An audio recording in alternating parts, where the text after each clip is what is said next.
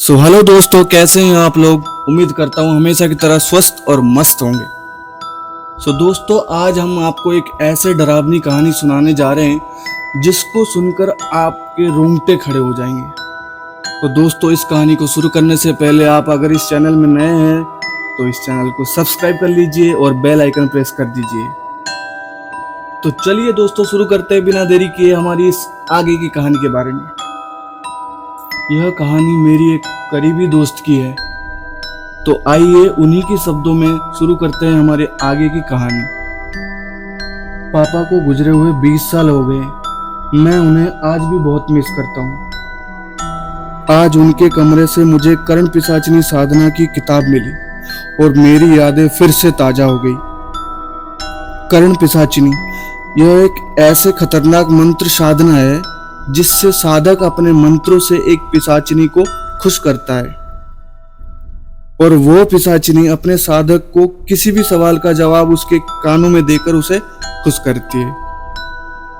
सवाल चाहे कैसा भी हो, चाहे भूतकाल का हो या वर्तमान काल, उसके पास हर सवाल का जवाब होता है। लेकिन अगर यही कर्ण पिशाचिनी नाराज हो गई तो यह वरदान कब श्राप में बदल जाए ये कोई नहीं बता सकता। यह बहुत साल पहले की बात है। तब हम बहुत ही गरीब थे। हमारी जमीन साहूकार ने धोखे से हड़प ली थी। खाने पीने के भी लाले लगे थे। हम लोग पूरी तरह से कंगाल हो गए थे। तभी मेरे पापा को उनके दोस्त ने कर्ण पिशाचिनी साधना के बारे में बताया। तो मेरे पापा को यह आखिरी रास्ता नजर आया। उन्होंने 41 दिनों की कड़ी साधना की और इसके चलते उन्होंने एक कर्ण पिशाचिनी को खुश कर लिया।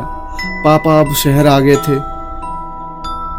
जो भी कुछ पैसा बचा था उन्होंने वो शेयर मार्केट में लगाया। उनकी कर्ण पिशाचिनी कौन से शेयर का भाव बढ़ने वाला है या फिर गिरने वाला है यह उनको कान में बता देती थी।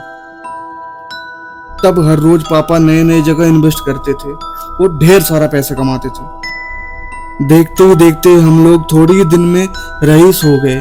हमारे पास अब सब कुछ था।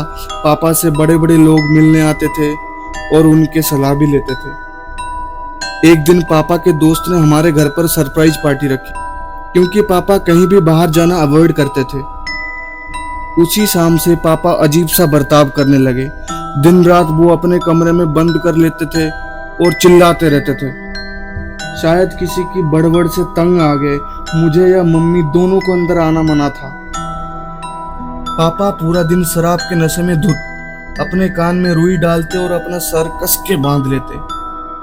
किसी भी डॉक्टरों को उनकी इस बीमारी के बारे में पता नहीं चल पा रहा था। एक दिन तंग आकर मेरी मम्मी ने एक तांत्रिक को बुलाया। तांत्रिक ने कहा कि पापा की कर्ण पिशाचिनी उनसे नाराज हो गई है। शायद पापा ने ऐसे कुछ किया था जिससे वो नाराज हो गई थी। तांत्रिक ने कहा कर्ण पिशाचिनी को हर रोज शराब और मांसाहारी खाना देना पड़ता है। वो अपनी साधक को किसी दूसरी औरत के साथ बर्दाश्त नहीं कर सकती और तो और अपनी पत्नी, बेटी, माँ या बहन किसी के साथ भी नहीं। पापा रोज शराब पीकर चिल्लाते रहते। पापा ने खाना पीना भी छोड़ दिया था और शेयर मार्केट में ट्रेडिंग भी बंद कर दिया था। उनकी तबीयत खराब होने लगी थी क्योंकि उनकी कर्ण पिशाचिनी नाराज होने का कारण पूरे दिन पापा के कान में चिल्लाती रहती। एक मिनट भी शांत नहीं होती और बार बार यही बताती कि उनकी बेटी यानी मेरी मौत कैसी होगी। यह सुन के मेरे पापा और चीखते चिल्लाते ताकि उनको कुछ सुनाई न दे।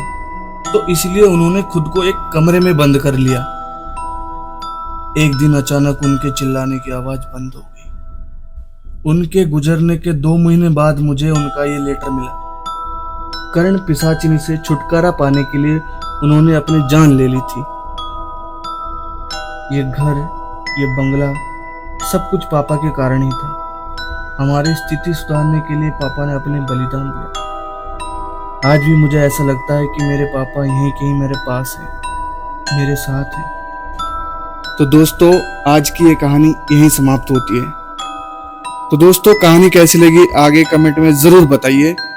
वीडियो को लाइक कीजिए और सब्सक्राइब कीजिए चैनल को। तब तक मिलते हैं एक नई कहानी के साथ।